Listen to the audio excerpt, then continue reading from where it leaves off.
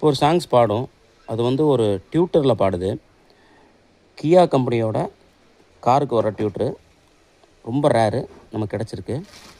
Play பண்ணுற பாருங்கள். Play பண்ணிட்டாங்க. கேட்குதுங்களா? எவ்வளோ தூரத்தில் கேட்குதுன்னு மட்டும் பாருங்கள்.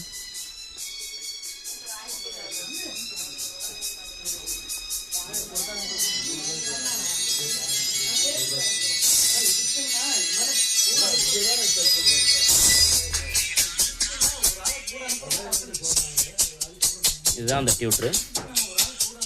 நியோடியம் டியூட்டர், நியோடியம் மேக்னெட் டியூட்டரு. ஜோடி வந்து 650 ரூபா, 650 ருபீஸ்.